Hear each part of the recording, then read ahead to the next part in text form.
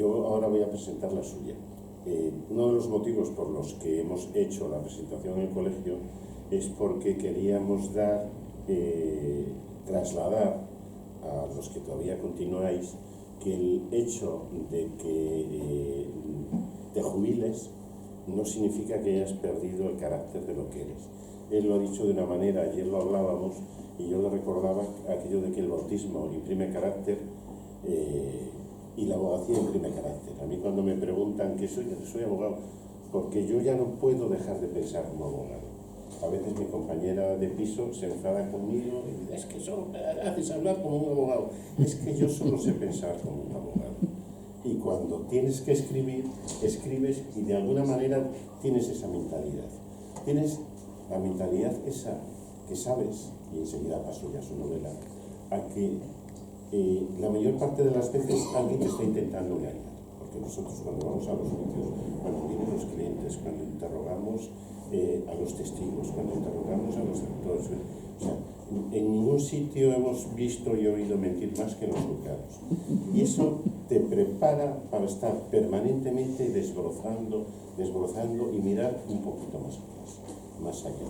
Entonces yo en su momento le comenté a Javier y hubo varias personas que firmamos una carta dirigida al colegio sugiriendo que además del merchandising que hay en la puerta se pusieran también las obras de creación tanto literaria cuanto jurídica que los abogados del colegio publicáramos para que se diera a conocer lo que se hace y para que la gente sepa que sus cosas pueden ser valoradas, apreciadas y utilizadas. Y bueno, a raíz de ello, él me dijo presentar mi novela y yo la suya. Y paso yo a presentar la suya. Javier es un abogado de bastante más historia literaria que la mía, porque tiene ya publicadas unas cuantas novelas, casi siempre fundadas en motivos históricos, con lo cual por una parte aplica la metodología de un abogado, y en esta que hablamos hoy, Sangre Pasiega, vamos a ver algunos aspectos de ella, y por otra parte lo que sí hace es se documenta en el hecho histórico en profundidad para después contarnos la historia. Y eso es la novela de Sangre Pasiega. Al parecer alguien le habló del Marullo y del Secadía y dijo, fue un caso muy interesante que hubo a principio de siglo. Bueno, pues Javier empezó a investigarlo y fruto de ello nace la novela. Y la novela se puede afrontar, yo creo, bueno, hay varios aspectos que resultan francamente interesantes. Por una parte está el hecho histórico, hoy ya intrascendente, pero seguramente a principio de siglo, cuando se produce que todavía quedaba un cierto bandolerismo en las montañas, que los comportamientos de la gente en los pueblos eran bastante distintos de lo que son ahora. Podemos decir que la civilización ha llegado bastante más allá de lo que estaba entonces. La novela es un poco la pelea de gallos entre dos líderes, que podemos llamarlo así, del campo rural, que unas veces son socios y otras no. Esto en Estados Unidos sería una novela o una película del oeste, porque si cambiamos los ropajes, no los personajes, el comportamiento es el típico comportamiento de los hombres de una película del oeste. Dos hombres que pelean por ser los que dominan el valle, por ser los que dominan las acciones, por ser los que más mandan. Y eso lo marca, por eso digo que es la mentalidad que hemos visto, o las figuras que hemos visto en el oeste, pero que como él lo ha vestido con lenguaje pasiego y con circunstancias santanderinas, en un primer momento yo no lo veía así, y cuando el otro día lo meditaba, y él habla de la venganza pasiega, la venganza pasiega es como la venganza, el hombre del oeste, el hombre abandonado, y el nieto del Secadía, que es uno de los personajes de la novela, en este caso shakespeariano, no sé pronunciarlo bien, porque además de eso, la novela tiene una parte que es una historia de amor. Y lo mismo que los Montescos y los Capuletos, aquí los Secadías y los Marullos, sus descendientes, en fin, hay un entramado que en algunos momentos resulta muy interesante, porque la chica, el personaje de la chica, es un personaje que viene de Argentina, y entonces consigue transmitir la dulzura del lenguaje, no sé si porteño o bonaerense, o qué. Es decir, hay muchas palabras que yo las desconocía, así como las pasiegas, las conozco casi todas, porque yo, como sabéis, me declaro pasiego, porque soy de familia pasiega, porque he vivido por allí, porque lo conozco, y yo las velortas y casi todas las costumbres que él cuenta, menos la de la venganza, porque es o he llegado tarde o no he tenido motivos, yo se las he vivido cuando iba al pueblo. Y las palabras son las mismas, y se lo comentaba el otro día, me dice, no, pero no he puesto el tono, y no le he puesto a hablar, solamente usa los sustantivos y alguna frase, pero no el tono con el que se habla, por la dificultad de transmitirlo, bien transmitido, al hecho literario. Lo argentino sí lo hace, y me lo confiesa, porque una nuera suya es argentina, y entonces le ha ayudado a hacer esa. Supongo que son secretos que se pueden contar, ¿no? Estamos. Y bueno, con ello lo que tiene es una forma de entrar. No es una novela costumbrista, pero sí es una novela en la que se reflejan muchas de las costumbres y de las formas de ser. Hay un aspecto interesante también, y es que toca ese mundo tan olvidado que fue la huelga nacional revolucionaria de 1934, que aquí lo conocemos como la Revolución de Asturias, porque el personaje, el personaje masculino, el nieto del muerto, es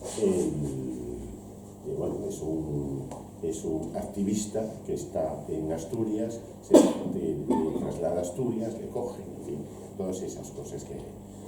Y la mayor relación que digo que tiene que como abogado que es, no deja pasar por alto el juicio que se hizo en un momento determinado al Marullo, que fue el homicida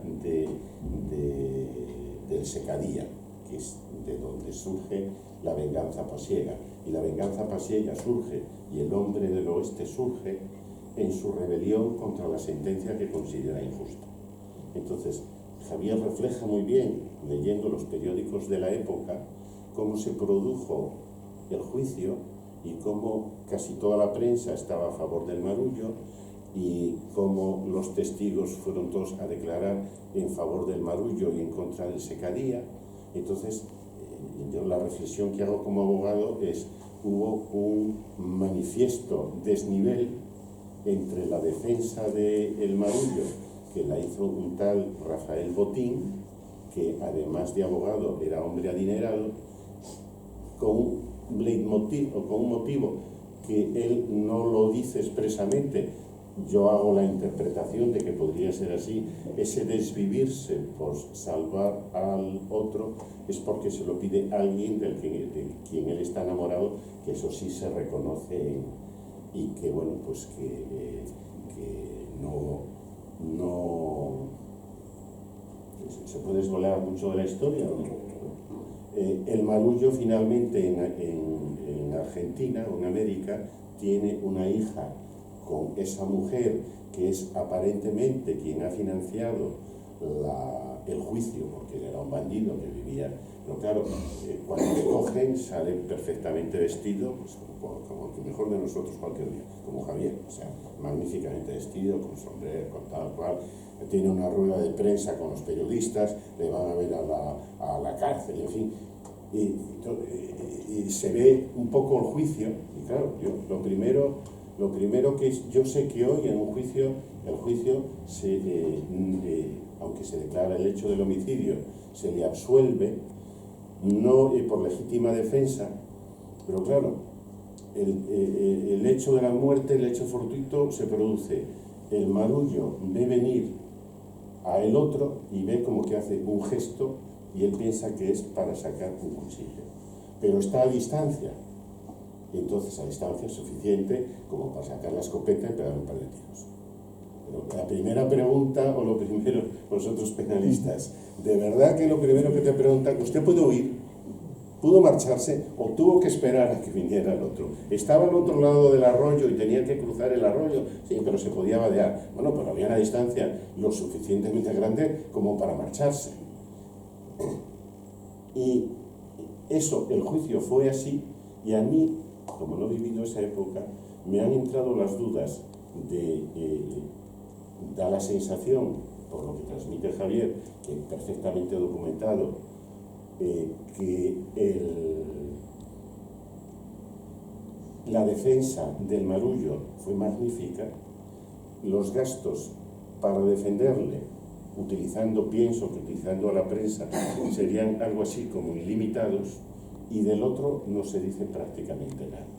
Y ahí es donde viene la venganza pasiega, entiendo yo. Se sintieron engañados por el funcionamiento de la justicia y dijeron, ¿cómo? Como la ley gitana en otro sitio, ¿no? ¿Cómo? Si la justicia no sirve para resolver una situación de esta, pues la tengo que resolver yo. Y ese es el comienzo de la novela, y así es como se desencadena la novela. Con lo cual, realmente, yo no sé si para la gente que no es de aquí resultará, o para la gente incluso que no conozca el mundo pasiego, como lo conozco yo, que me encanta, pues resultará tan entretenida como a mí. Pero es que, aparte de ir a caballo de pueblo en pueblo, de recorrer unos cuantos pueblos y todo esto, vives una época, bueno, retrocedes 50, 60, 70 años. Claro, yo cuando iba a Castañera era casi hace 60 años, después de aquello. Pero bueno, todavía seguía siendo un mundo rural mucho más parecido al anterior que el actual. Hay mucha más diferencia entre la Cantabria rural, cuando yo iba a mi pueblo, de mi infancia, ahora, que la distancia que había de aquella época a aquellos hechos. Hay una cosa que obviamente existía, un silencio absoluto en torno a lo que habían sido tanto la revolución del 34 cuanto la guerra del 36, y como detalle, y esto me lo ha aclarado Javier, yo tenía notado que hay varias veces que cuando se reúnen los revolucionarios, lo que cantan es la marsellesa. Y yo le pregunté para la presentación, para aclararlo, porque son cosas que conviene aclarar. Y me dice, no, la internacional no era conocida. La gente cantaba la marsellesa, como todavía en algunos momentos de fervor revolucionario se canta. Puede que en la internacional, pero la marsellesa también se sigue cantando. Es decir, la marsellesa está, el relato ese de Stefan Zweig, en un inglés magnífico, Momentos estelares de la historia, me parece, que cuenta cómo nace la marsellesa y cómo alcanzó aquello. Y bueno, una cosa sorprendente, y en todo caso yo también he pasado muy buen rato con ella. Y hay una cosa más que sí, a los abogados, está prácticamente transcrito el informe final o las últimas palabras de Rafael Botín Aguirre, el abogado preboste, con una oratoria ciceroniana, con un estilo forense que hoy los que estáis en él, si oís a alguien hablar así, os caéis muertos, pero en aquella época se mataba.